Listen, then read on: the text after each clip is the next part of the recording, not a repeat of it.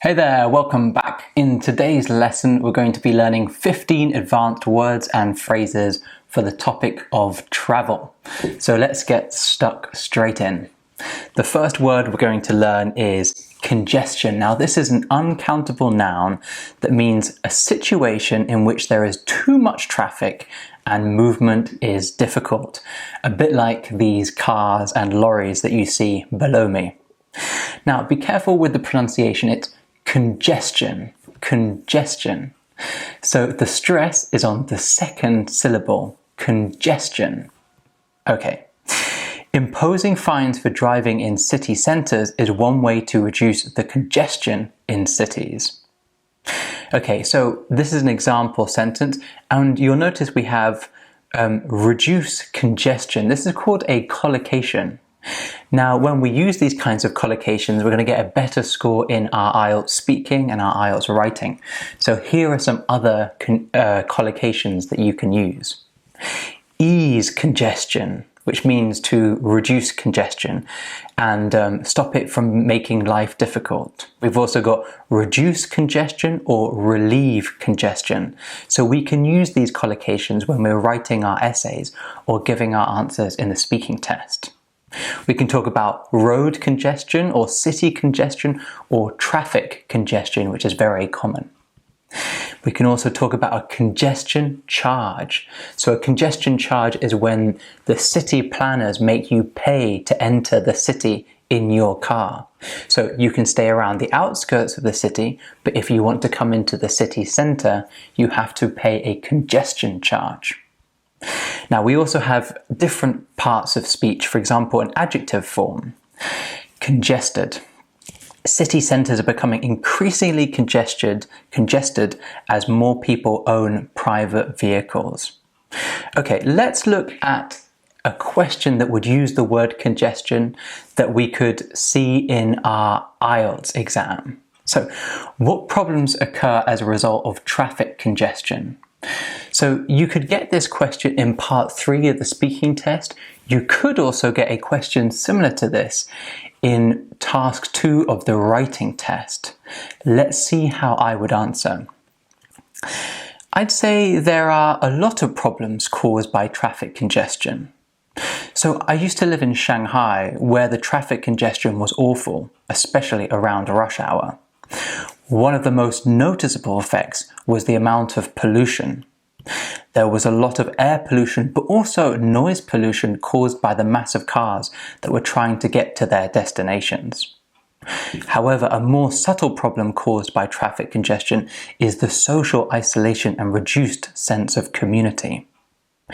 In major cities with a lot of traffic congestion, people spend more time commuting and less time interacting with their neighbours and local community. Okay, so this is my answer, and I want to point out some useful vocabulary that you can learn from it. First of all, I start by saying, I'd say there are a lot of problems caused by traffic congestion. This is a way to introduce the topic. And then we're going to mention what those are. So for example, I will say, one of the most noticeable effects is, and then later on I could say, a more subtle problem is. So when we organize our speech and our writing in this way, we're being more coherent. We're being more logical, and that's going to help us to get a higher score in our IELTS speaking and writing as well. Now, I've also got some useful topic-specific vocabulary, so air pollution, noise pollution.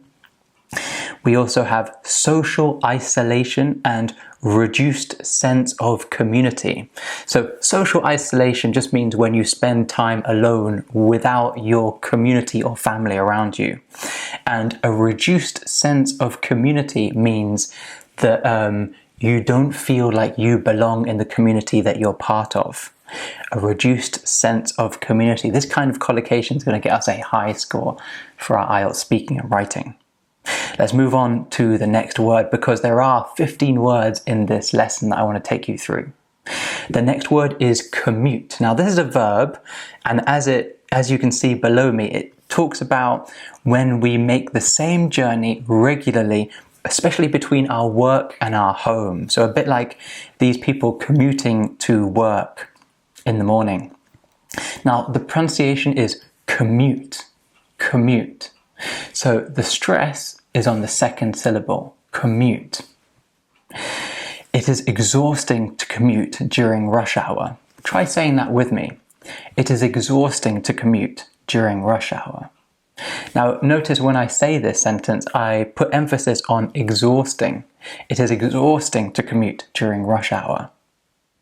Now, we also have different parts of speech, like a noun form and another noun form that describes the person. So if we're talking about the act of commuting, we can say something like, the commute to work is worse during rush hour. And if we talk about the people that have to commute from their homes to work, then we can say commuters. So commuters often complain that the public transportation service is too cramped. Okay, how long is your daily commute? This is a question that you could get in part 1 of the speaking test. Let's look at an answer. Actually, nowadays I don't have to commute to work. Because I work from my computer, I'm able to do all my tasks from home. To be honest, it really suits me. I like working by myself and enjoy being able to cook at lunchtime instead of going out to look for a cafe or eating in the office. All the same, one thing I miss about commuting is the extra exercise that I used to get from walking or cycling to work. In the past, I used to cycle to the school where I taught, but nowadays I simply roll out of bed and go straight to my computer. Right, maybe one or two of you watching this is in a similar situation. You don't have to commute to work and you just work from home. Let's look at some of the vocabulary I have in this answer. I start with actually. So you use actually when what you're saying could come as a surprise to somebody. So the examiner asks, how long is your daily commute? And I say, actually, I don't commute. So we use actually when we're saying something that might come as a surprise. And I've noticed that words like actually, you'll hear a lot more in high-level IELTS speaking students and also native speakers, and students that are getting lower levels won't use words like actually to sound more fluent. So if you want to sound more fluent, try using words like actually in your speaking. I also say that it really suits me. Now, if something really suits me, it means that I like it. It's preferable to me. Waking up early in the morning suits me. Working from home suits me.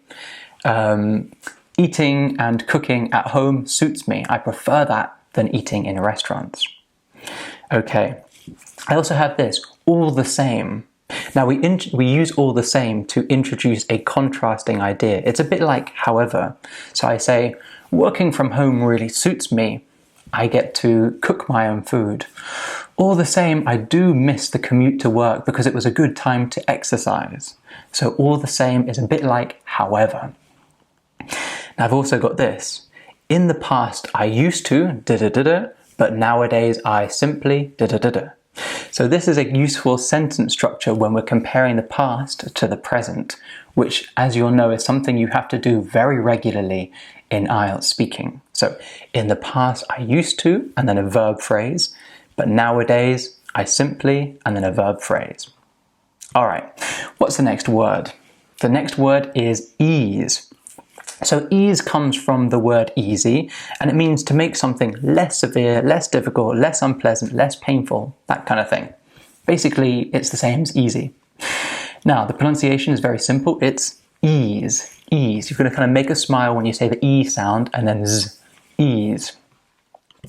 New measures have been taken to ease traffic congestion in the city. So, new measures have been taken to ease traffic congestion in the city.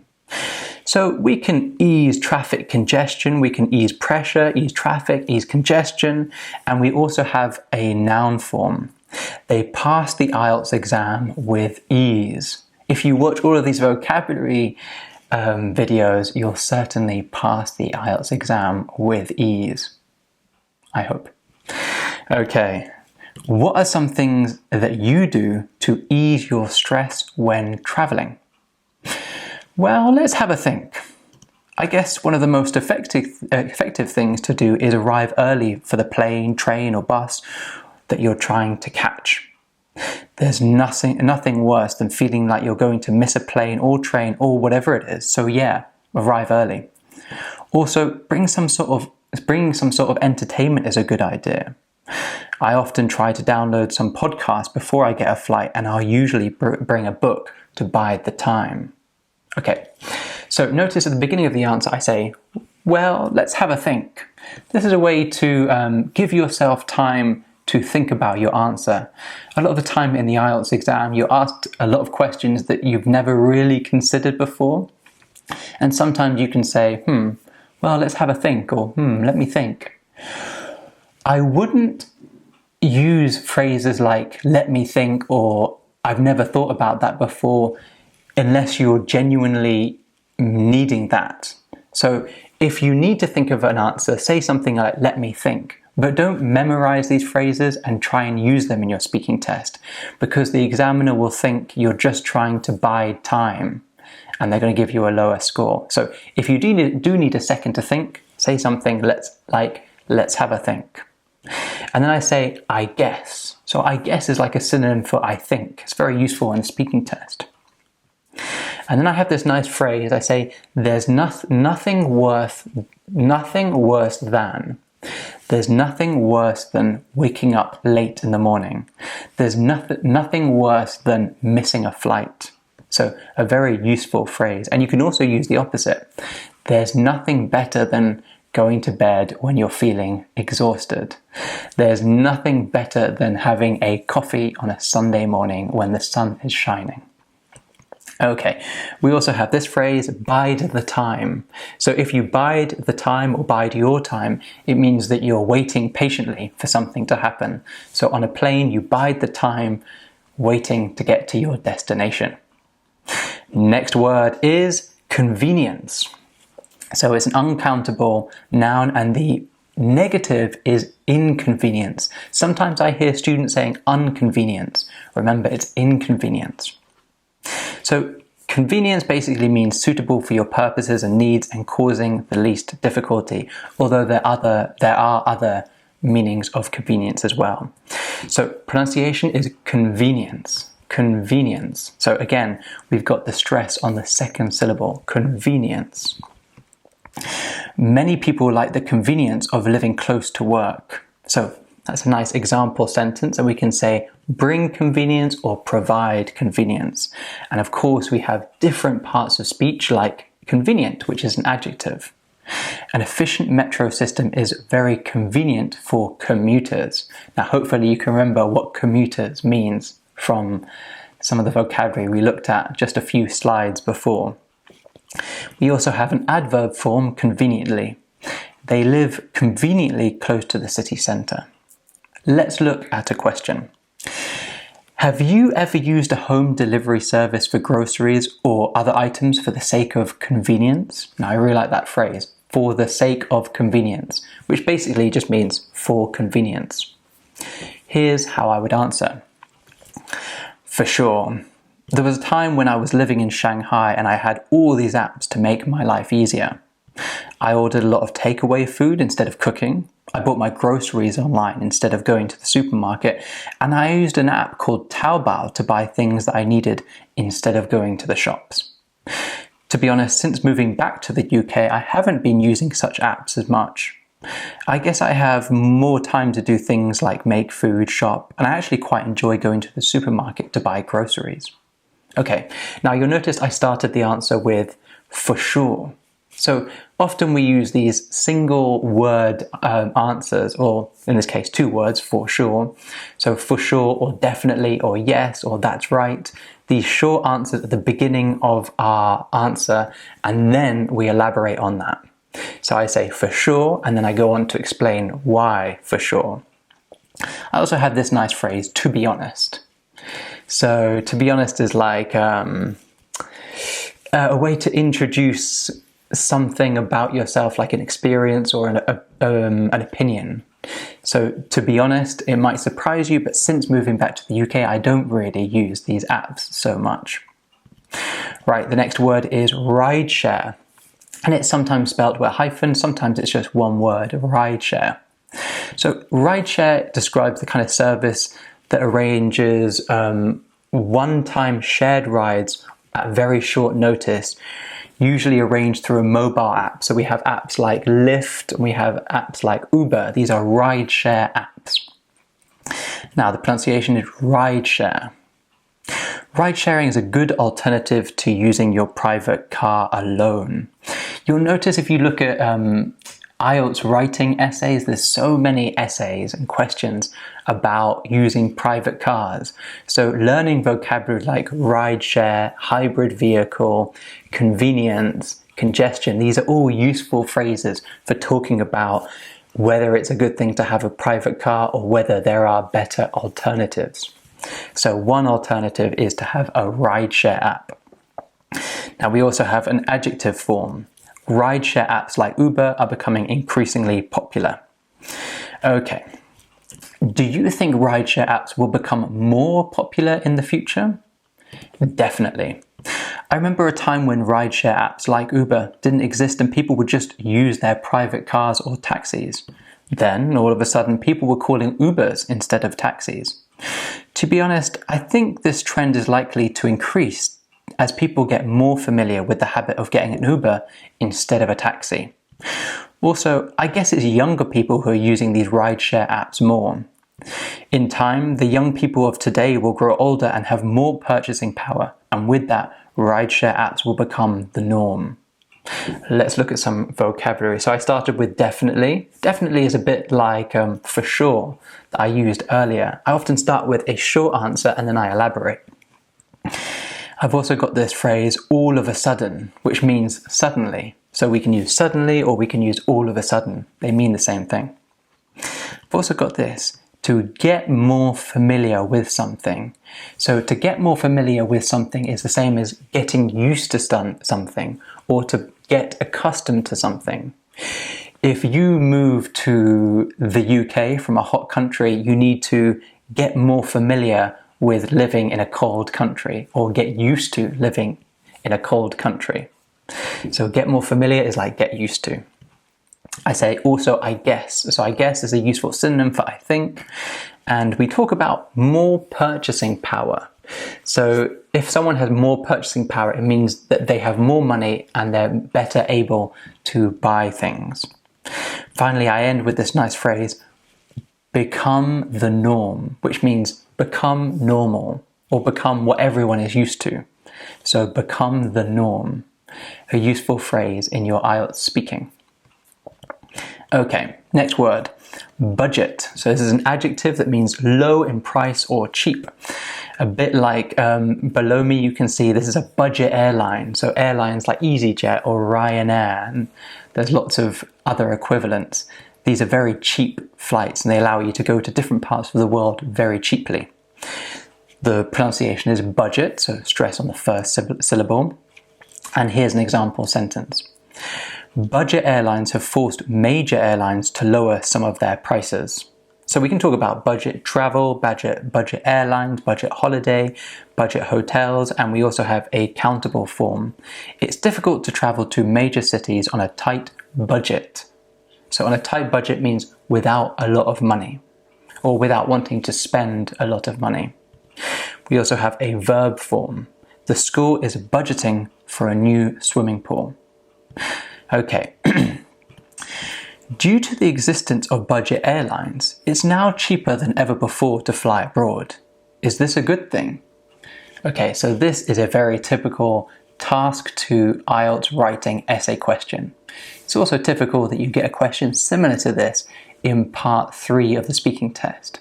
So this question is asking you to talk about whether it's a good or a bad thing. And so here is how I would answer. Well, I guess there are both pros and cons.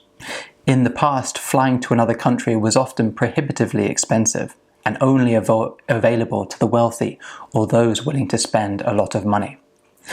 With budget airlines, however, it's now possible to find flights to many destinations at very affordable prices. This has made travel more accessible to a wider range of people and has opened up a world of new possibilities for exploration and adventure. However, on an environmental level, it's been an awful development. With more and more people flying, we're increasing our carbon footprint dramatically.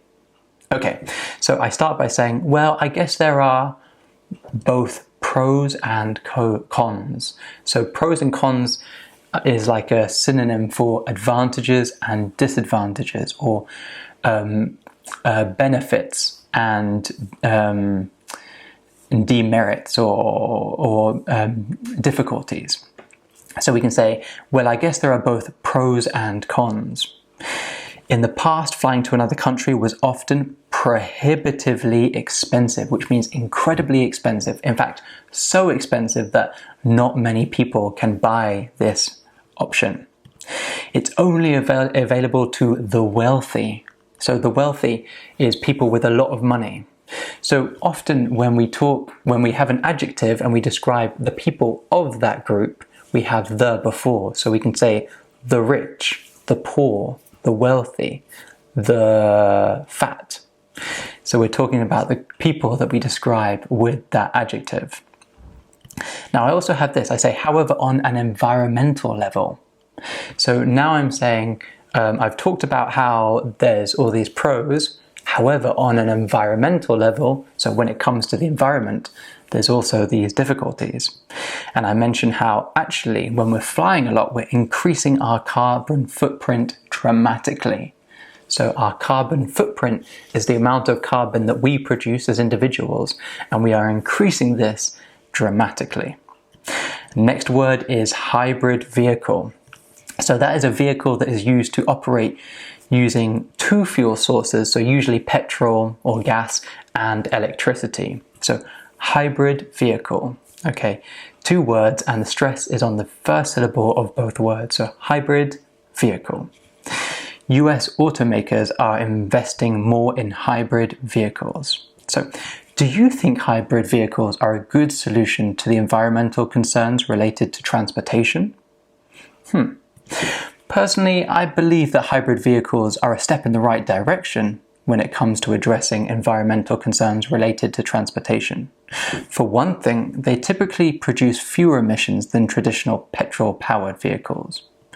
Additionally, hybrid vehicles tend to be more fuel efficient, which can save drivers money on gas over the long term. I guess a better option would be to use public transport or drive fully electric cars, but it's certainly a step in the right direction. Okay, so a step in the right direction, what does that mean? That means that it's good in that it's moving in the right direction, it's going to achieve the goal, but maybe it's not the best alternative. So for example, if you want to have a lower carbon footprint, changing your light bulbs to energy efficient light bulbs is a step in the right direction. It's not going to cure all of the problems with the environment, but it's a small step in the right direction. It's a little way to go to achieving that goal.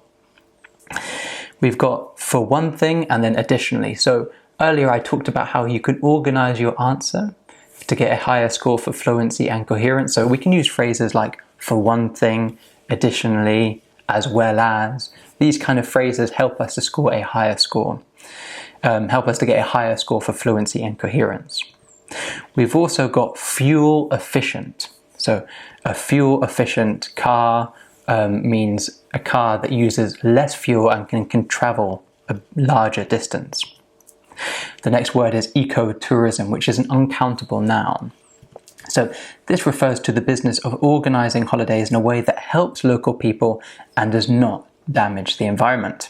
So ecotourism. Ecotourism companies are attempting to make travel more sustainable. Here's a question using ecotourism. Would you recommend ecotourism to a friend who is planning a trip? Well, that would depend greatly on what the friend was like.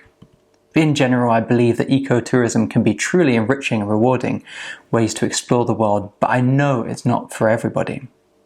If it were a friend who lives in the city, doesn't care much about the environment, as looking for a relaxed getaway, I certainly wouldn't recommend it. However, if it was someone who is interested in traveling in a sustainable way and would be interested in having a positive impact on the environment and local communities, I would certainly recommend that they look into different ecotourism options. Okay, so I use a word here that's very useful in the IELTS test, and that is depend. It depends on, or it depends greatly on, if you want to make it a bit more advanced. So if you say it depends on, you're saying that, well, yes, but there are conditions.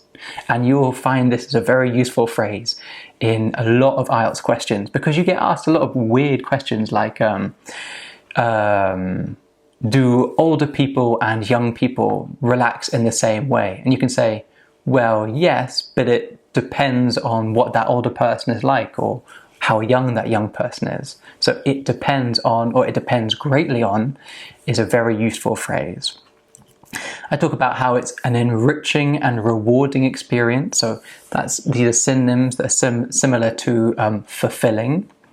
And I also have this phrase, it's not for everybody, which means that yes, some people will enjoy ecotourism, but some people will not. So it's not for everybody. I also have this phrase, a relaxed getaway. So a getaway is like a short trip, usually to a foreign country, with the purpose of relaxing. So a getaway to a beach is like a beach holiday, a short getaway. So if you go on an ecotourism holiday, it might not be a relaxing experience. It's not a good short getaway. Okay, next we've got emissions. So the amount of gas. Now below me you can see lots of emissions coming out of these different buildings. So the pronunciation is emissions. Carbon dioxide emissions are increasing every year as a result of increased car ownership. So when we're talking about emissions, and you will find this to be a very useful phrase both for the topic of travel but also the environment, we can use collocations like reduce emissions, cut emissions, control emissions, curb emissions, which means to make the emissions smaller, or to limit emissions. Do you think flying less is an effective way to reduce carbon emissions? Certainly, reducing the amount of time flying is a good way to reduce your carbon footprint. However, I'd say one of the most impactful ways to reduce emissions is to simply use less energy. We should get into the habit of turning off lights and electronics when they're not in use, using energy-efficient appliances, and having a well-insulated home. Okay, so again, we've got that phrase carbon footprint. We want to reduce our carbon footprint, which means each individual will produce less carbon through their actions.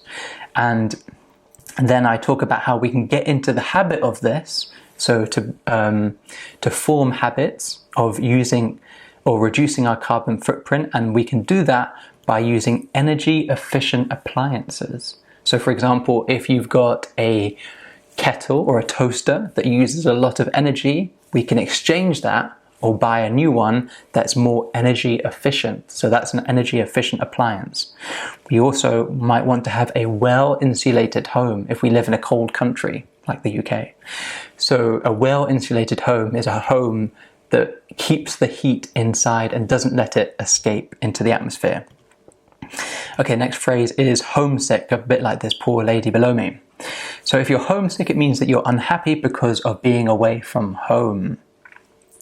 Okay, pronunciation, homesick, homesick.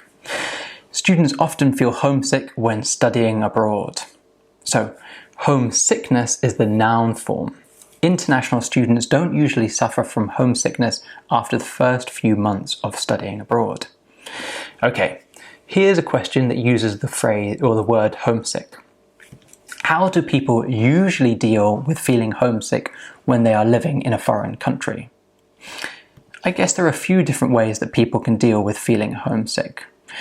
Probably the most effective way is to stay connected with their loved ones back home through video calls, messages, or emails. I also believe that people will feel less homesick if they feel more comfortable and included in the new community they are staying with. One thing to become more integrated in the community is to go out of your way to make new friends and learn more about the new country you are staying in. Okay, so I introduced my answer by saying, I guess there are a few different ways, and then later on I say, probably the most effective way is da-da-da, and then later, I also believe that da-da-da. So you can see I'm organizing my answer in a logical way. Doing that is going to increase your score for fluency and coherence. I also have this phrase, to deal with feeling homesick. So to deal with something is to manage something. If you've got noisy neighbors, you might need to deal with them by going upstairs and asking them politely to be quiet. Now, I've also got their loved ones. So your loved ones are the people that you care a lot about, usually your family or close friends. I also mentioned how if you're in a new country, you can go out of your way to make friends. So that means to make an effort to make friends. To go out of your way to do something means to make an effort to do something. So this morning I went out of my way to make this video. I made an effort to make this video. I hope you're enjoying it. Okay, the next word is jet lag. So hopefully you haven't experienced jet lag too many times in your life. This is the feeling of tiredness and confusion that people experience after making a long journey to a place where the time is different from the place where they were before, from the place that they left. So if you're, for example, flying from China to the US, you're going to experience severe jet lag. Now, pronunciation, jet lag. So the stress is on the first syllable, jet lag. When people travel long distances, they often take a few days to get over the effect of jet lag. Okay, we can also be jet lagged as an adjective. Lots of sunshine and coffee can help you get over the feeling of being jet lagged. All right, what are some strategies that can help alleviate jet lag after a long flight? I don't know, to be honest. I guess it's probably important to try and adjust your sleep schedule to the new time zone as soon as possible. Force yourself to go to bed at a sensible time or wake up in the morning. And once you're up, it's most likely a good idea to be outside and get a lot of sunlight. Okay, so we've got, I don't know, to be honest. And it's fine not to know the answer. The important thing is when you don't know the answer, you have a go anyway. So the examiner might say, well, are there a lot of people traveling to your country every year from the East? And you can say, I don't know, to be honest, but let me have a go answering this question anyway. So I say, I don't know, to be honest, and then I attempt to answer the question. I also want to show you this vocabulary, the new time zone. So different countries have a different time zone. It means that 1 o'clock in one country might be 5 o'clock in another country. They have a different time zone. All right, let's look at the next word, which is culture shock. Now, culture shock describes a feeling of confusion felt by someone visiting a country or place that they do not know. So, the pronunciation is culture shock. Learning about the country before you travel there is an effective way to avoid culture shock. And we can also use the collocation a real culture shock. When I went to Africa for the first time, it was a real culture shock. And when I came home, it was also a culture shock. Okay, do you think it's important to learn about the culture of a country before visiting it to avoid culture shock? For sure, especially if the country is very different from your own. Understanding the customs, social norms, and etiquette of a foreign country can help travelers feel more comfortable and confident in their interactions with the locals. Additionally, being knowledgeable about the culture can help avoid unintentional misunderstandings or causing offense. I don't think you have to spend a long time learning all about the history of the country, but a little bit of research online or in a travel guide can help you to better understand the culture that you'll be visiting. Okay, so I say for sure, especially in the country, if the country is very different from your own. So you remember earlier in this lesson I said often we start with these short answers like definitely, for sure, absolutely. So here I'm saying for sure, and then I give an example. So especially if the country is very different from your own. We've also got phrases like social norms. So Norms are like the accepted behavior of a country. So if there's a social norm, it's the accepted way to behave socially in that country. So for example, in Japan, the social norm might be to bow when you meet someone for the first time, especially in a business context. In China, a social norm might be to always leave a little bit of food if your friend has invited you to dinner. In the UK, it's the opposite. The social norm is that you would eat all of your food if your friend has cooked or invited you for dinner. Okay, we talk about unintentional misunderstandings or causing offense. So these are useful topic-specific vocabulary. So unintentional misunderstandings is you don't intend to offend someone, but you do, but you didn't want to. And causing offense is the same. You offend somebody, something that you do is perceived as being rude or affects another person negatively. Okay, next we have migration. So this is the process of people traveling to a new place to live, and usually in large numbers. A bit like these birds, they're migrating from one country to another. So migration. Stress is on the second syllable, migration, migration. Rural to urban migration has resulted in increased pressure in housing, health services, and schools. Okay, so I like that collocation, rural to urban migration, so from the countryside to the city. So we can talk about rural to urban migration. We can also talk about mass migration, which means lots and lots of people. Now, you'll know that we have lots of different forms of this word. So phrases like migrate, which is the verb. Farm workers migrate at harvest time. Or migrant, which is the noun to describe someone that migrates from one country to another. The cities are full of migrants looking for work. Okay, why do you think people migrate to other countries? I'd say that people migrate to other countries for a variety of reasons. Some may seek better economic opportunities, while others might migrate to be with their families, pursue higher education, or escape political instability or conflict in their home countries. Some people may also be motivated by the desire to experience new cultures, learn new languages, or explore different ways of life. Ultimately, migration is a personal decision and is shaped by a variety of factors. Okay, so I start the phrase with, I'd say that people migrate to other countries for a variety of different reasons, and then I say, some may da-da-da, others may da-da-da. So that's a good way to organize my answer. So if you get a question like this, it says in part 3 of the speaking test, why does something happen? You can say, well, there are a variety of different reasons. First of all, da-da-da. Secondly, da-da-da. Additionally, da-da-da. Okay. We can also use the phrase, let's look at this first. Pursue higher education means to go to university. And this is what I want to show you, this phrase, ultimately.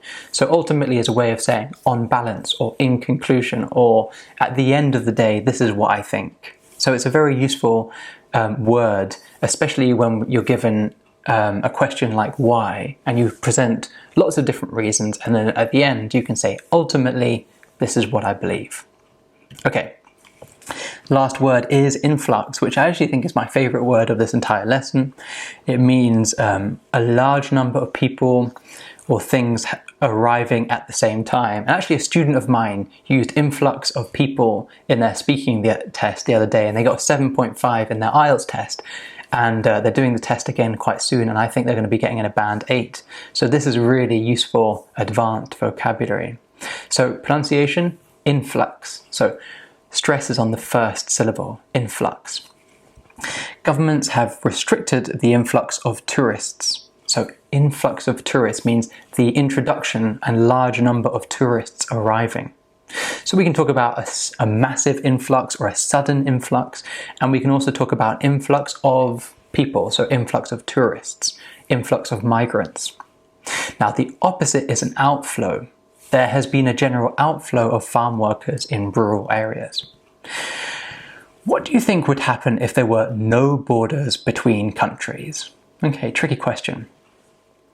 One of the most immediate consequences would likely be an influx of people migrating to areas with more resources, better economic opportunities, and higher standards of living. In the short term, this would put pressure on certain regions and countries to accommodate the sudden increase in population, which could lead to social and economic challenges. However, in the long run, I imagine the removal of borders could have a positive effect. It might lead to a more diverse and inclusive society where people from different countries can collaborate, share ideas, and learn from each other. It could potentially also lead to more efficient allocation of resources, as people would be free to move to areas where their skills are in demand. So this is actually taken from one of the model essays. Okay, let's look at some of the phrases that I've got here. First of all, I've got that great phrase, influx of people, which means a large group of people arriving. We've got higher standards of living. So the standard of living is the quality of life that you're used to. People like to move to a country with a higher standard of living. I'm sure many of you doing the IELTS test are hoping to move to a country like Canada with a very high standard of living. We've also got in the short term, in the long run, these are great ways to organize our answers. In the short term, obviously meaning the immediate effects, and in the long run, meaning the effects that start to appear over a longer period of time. We've also got social and economic challenges, so that means difficulties related to society and the economy. We've also got this nice phrase, diverse and inclusive society. So a diverse and inclusive society would be a society with lots of people from different areas of the world that are inclusive in that they mingle and they integrate with the local community. So they integrate with other communities and they integrate with the local community. So a diverse and inclusive society. That's a phrase that you could use in your IELTS writing task too to get a very high score. Okay. Oh, we do have some other words. Oh, in fact, this is the last word. I thought it was that one was the last word, but actually this is. We've got the verb restrict. So this means to limit the movement or actions of someone. So restrict. Stress is on the second syllable, restrict. During the coronavirus pandemic, governments restricted freedom of movement into and out of the country. So we can restrict imports, travel, flow, the amount of something, the quantity of something. And we also have a noun form, restriction. China imposed strict travel restrictions during the outbreak of the coronavirus. Now, do you think it was a good idea for governments to restrict international travel during the COVID-19 outbreak? Yes, on balance, I think it was. The restrictions were put in place to help slow the spread of the virus and prevent healthcare systems from becoming overwhelmed. While the restriction had a significant impact on the travel industry and individuals who were planning to travel, as far as I know, they were effective in reducing the number of COVID-19 cases in many countries. Okay, so I start with, yes, on balance, I think it was. So on balance is a bit like ultimately, or in conclusion. It's saying, all things considered, I think it was. So yes, on balance, I think it was. And then I need to expand on why I think it was.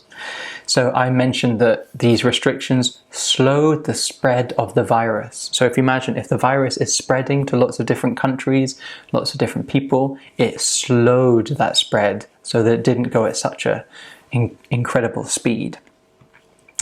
I also mentioned how it prevents healthcare systems from becoming overwhelmed. So if something becomes overwhelmed, it becomes unable to function because there are for example, in this case of a hospital will become overwhelmed if there are too many people seeking treatment. Now I've also got this nice phrase, as far as I know. So this is like a hedging phrase. So instead of saying, this is what I believe, you can say, as far as I know, and then you can say what your opinion is, or you can say what you think of a fact. All right. I hope this has helped you. I've really enjoyed making this lesson, and I really think these words and these phrases can help you, especially on the topic of travel. But as you've seen, there's definitely a link between travel and the environment. So a lot of these words and phrases will also help you when it comes to talking about the environment or writing about the environment. in your IELTS speaking and in your IELTS writing test. Best of luck with all of your studies, and I'll see you in the next lesson. Bye then.